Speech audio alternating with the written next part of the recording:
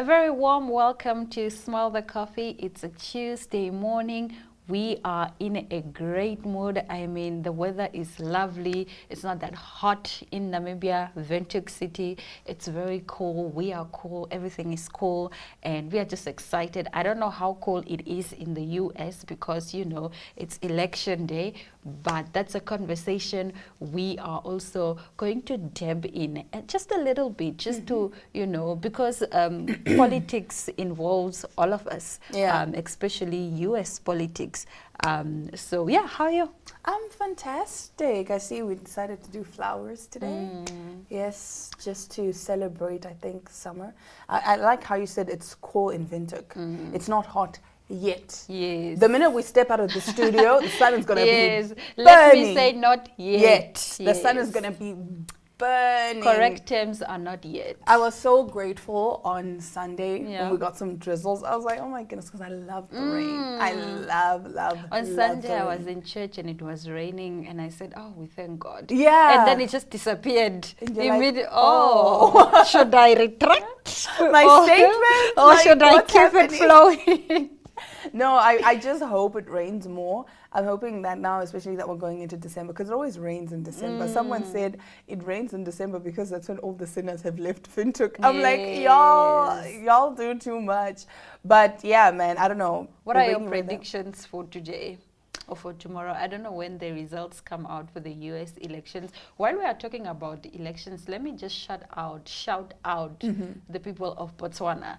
Shout out to you for standing on business. Standing on business. Yes, I can't believe you took out the ruling party they completely. They played an Uno reverse, hey? Nobody was expecting it. It's not even an opposition party. You took it out completely. Shout out to you. I think, you know, a lot of people can walk in your footsteps and emulate what you have done. Brilliant stuff. Definitely. What are your predictions? I read an article that said Trump was leading in all states. Yeah, so I really and truly, the thing is, it can be anybody's game, because you know the prophets are like Kamala's winning. Change last minute it will change, and you're oh my gosh, you know. And if competitions are so irritating because I hate them. You can really never know, and competitions always change at the last very by like last one minute. Vote. Yeah. And you're like, it's like with Miss Namibia, you know the winner from the get, and then the day the person is announced, you're just like, colleagues. What happened? Wait, what? Yeah, that's the thing. These things are so unpredictable. I don't know, like I'm saying, I think it's a 50-50, to be honest. I'm not supporting anybody, but I'm just saying I think it's split right down the middle. I think Kamala stands a good chance, but then at the same time, I really think the Democrats are also doing so much work to not get Kamala in power. And also Kamala supporters are doing everything in their power to not get Trump into power. So I don't know, man. It could be anybody's game. I guess we just have to sit. We just have to wait and sit and wait. I mean, a lot of the prophets are saying that Kamala is going to win. A lot of these TikTok prophets. But the prophets, you know, one prophet prophesied that, you know, Masisi was going to win, and Masisi lost. So I don't know. I guess that was a prophet of doom. I hope he's not making predictions anymore after this. That should be a sign that you stop now. Stop. We know a prophet, right, or rather a prophetess, and so people are asking her, so who's going to win the Namibian election? She's like, I don't do politics. Please, I don't dabble in that area. Just wait and see. Just wait vote and see. For just who you vote want. For who you want. I don't know. I don't dabble into politics. Yeah. And then so I think, honestly speaking, people need to stop this thing of I can make predictions. Yeah. Because the thing is, things can change like that. Even with the predictions, it's one person is going to win, one person is going to lose. There's a winner, there's a loser. Yeah. That's just how it is. We'll be right back with our top stories right after this. Neo Paints has established a 67-year Namibian legacy, creating personalized paint solutions that blend quality and innovation for the Namibian people. We pride ourselves in being a 100% Namibian-owned company, investing in our country and our people by employing and empowering true Namibians. With every brushstroke, Neo Paints commits to our quality guarantee and always delivering a coat of excellence. At Neo Paints, we always stay true to our country. We are as Namibian as you.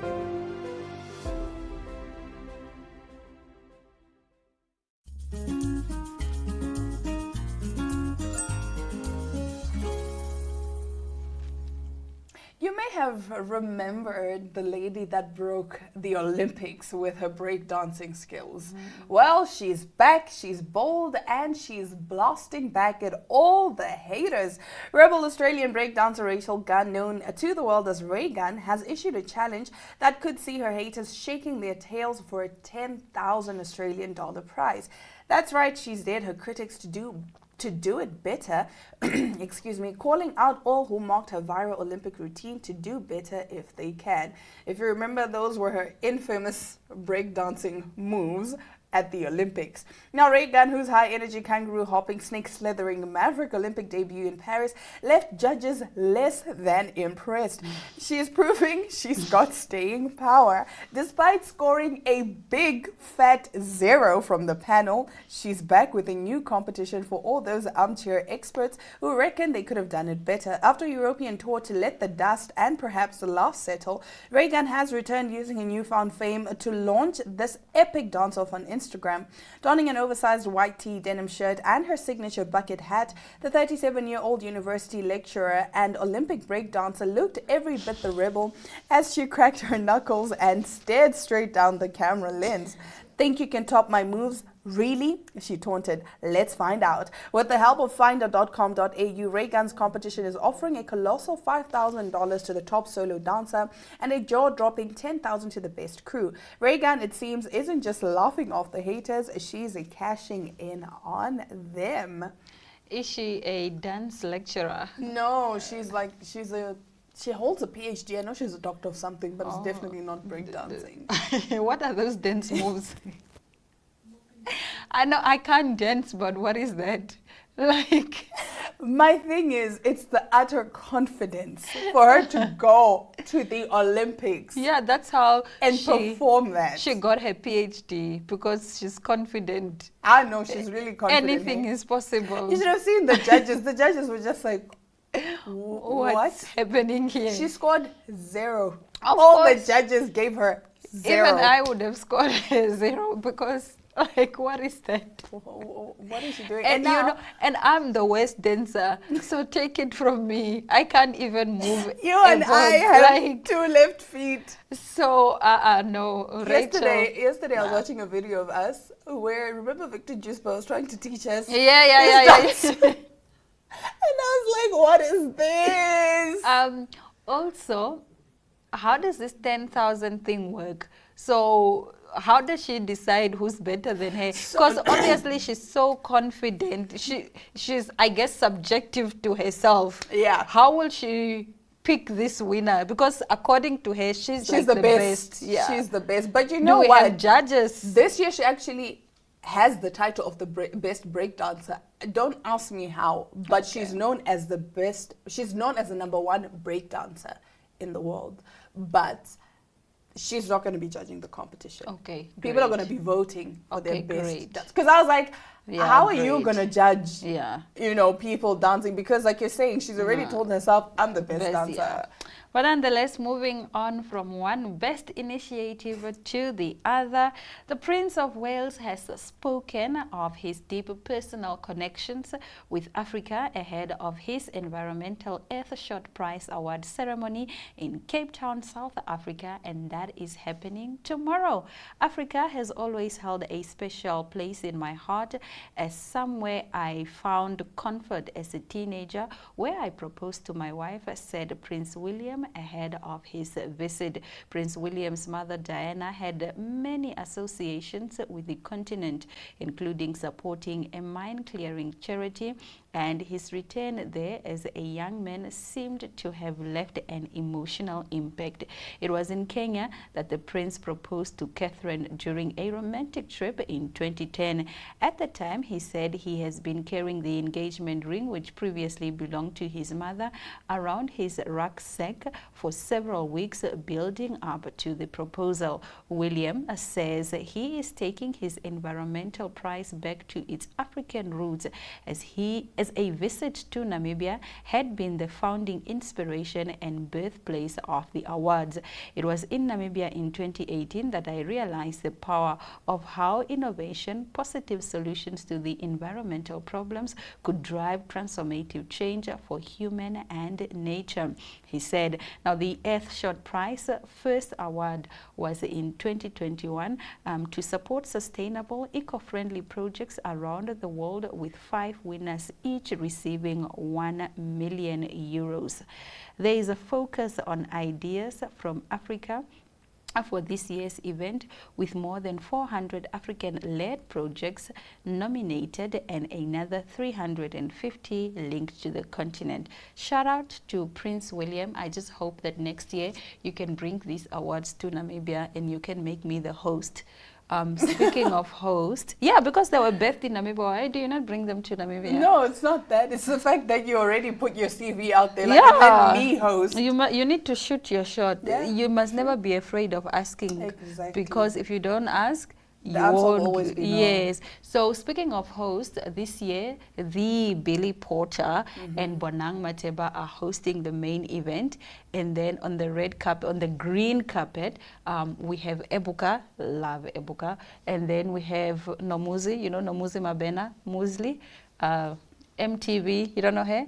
Okay, but nonetheless, she'll be hosting. The presenters, we have Nomza Mombata, we have Heidi Klum, we have, who's the beautiful model? I think Winnie. Yeah, Winnie. Winnie, we have the one Winnie. with yes. Vitiligo, yeah. We have Winnie, and then for the performance, Davido's gonna be there. I saw Uncle Waffles on the lineup. It's just like going to be like a huge star-studded event. Okay. Yeah. So those are some of the faces, very trailblazers, I think, the ones that are going to be there. It's going to play tomorrow, 6 p.m. on YouTube, Central African time. All right. I think it's also on another channel. I just can't remember. I think it's an American channel. Can't remember, but YouTube is your girl. 6 p.m. Central African time. Awesome, awesome, awesome. Well, we are looking forward to it. All right, now after the break, we are going to be having a cutesy little conversation. Stick around.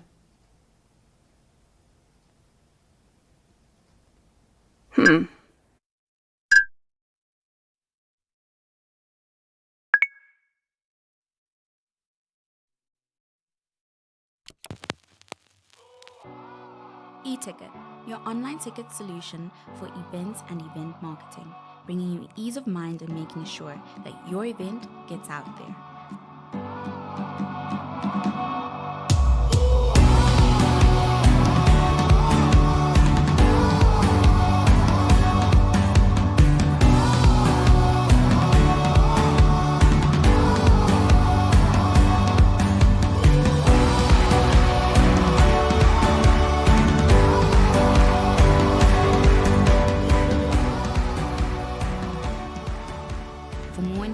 Contact events@nhcom.na.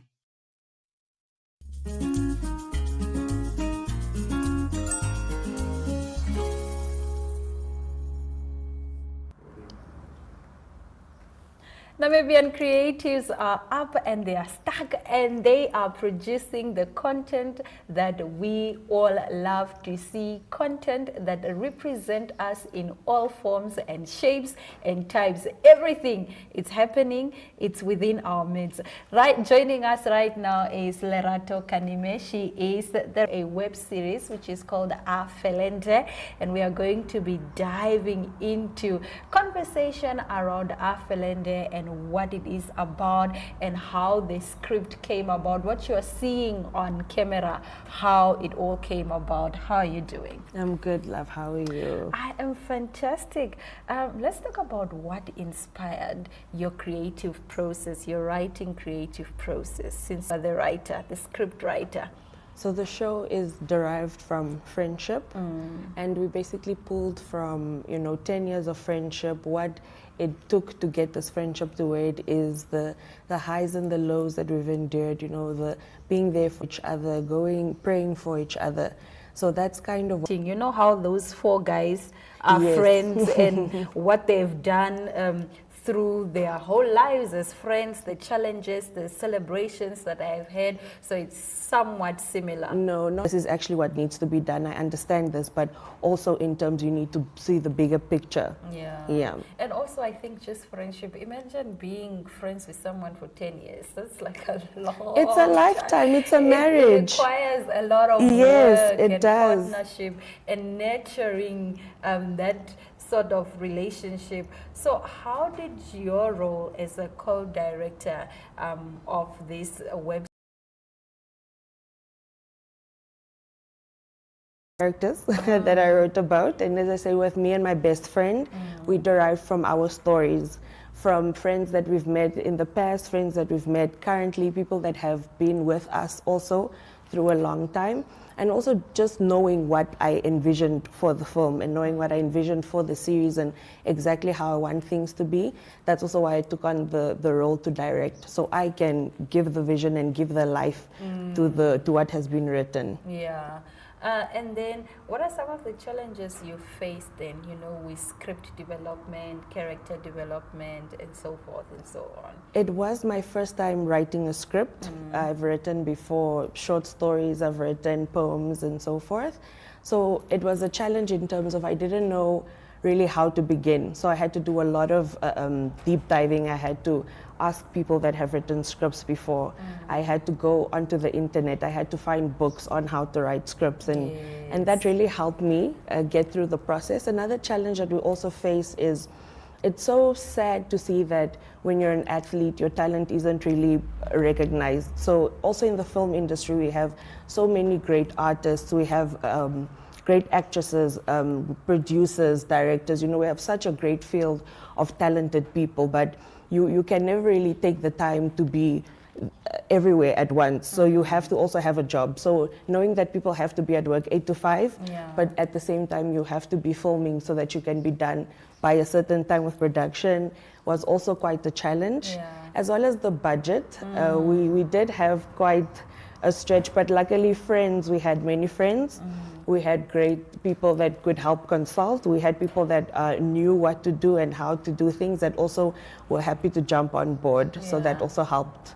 It's always good to have a community. That's why I believe in never burning bridges, because you don't know when you will need the next person. Now you need advice on, script writing, but now you don't speak to Lerato, who's the best script writer in the country, so you lose out. Okay, so how did you approach writing dialogue that would reflect the unique cultures of the Namibian people, but also for it to translate well on screen? So luckily for me, I am mixed breed, as they would say, half Herero, half Oshwambo. So already coming from the Mbwiti side of things, how they say. So we were trying to dive into that, and also just having friends from different walks and different parts of life. Friends from Angola, friends from Rundu, friends from everywhere. So we pulled all those type of cultures and just sat down with a few people and said, okay, in your tribe, I don't want to decide and say that this is how things are, but how do you guys do this? How do you guys greet? How do you do things in your way, and how can we incorporate that into the series to make it relatable to everybody else? So that's one of the things that we were thinking of. I love the fact that you didn't go the stereotypical route. Yes. Just this is what I hear they do, and so I'm going to portray this. I like that you had like a sort of an informed real life experience with it. What was it like collaborating with your co-director on set after having written the script, and how did this collaboration enhance the overall storytelling process? So because we are the characters, some of the characters, so to say, that I drew the inspiration from, both of us decided to direct so that it could bring our vision. Because, you know, sometimes you have a certain perspective on something, but someone else can offer a different perspective. So just to see a different vantage point. And also just to be have somebody that you know for a long time who's done it before and that can also help you in the space to say, okay, this is the way we can go about this, or let's do this shot differently. Okay. So that was also a great experience. As a cast member and as a writer, are there any scenes that were extremely meaningful to you and meant so much for you that you needed to, you know, play them out or bring them to life in the best possible way? One of the big scenes I think that would sit with me was them eventually having this outburst, you know, just to show that every time not everything is perfect. And also you can't just always keep throwing things under the rug and sweeping them and hoping that they would go away. So that was one of the big, like, oh my goodness moments. So it's the friends kind of having like this break and they're not understanding each other and they're having this huge argument, and now it's kind of that time to do the work, you know, in the relationship, to take the steps and to try to mend the bonds. And how do you handle that? The feedback has been amazing. You know, you have some of your people that don't have first time being on a set. So that for me was amazing. It was a blessing, you know, beyond. But other than that, the feedback has been amazing. People love Afelende. The feedback has been amazing. People love Afelende. People are really, really tuned into it, and we're trying to get it, you know. Takes from Afelende, just from watching it. What do you hope I learn, or what life lesson should I carry? I hope that people will understand that a friendship is also a relationship, that it requires work. You know, sometimes people are so quick to just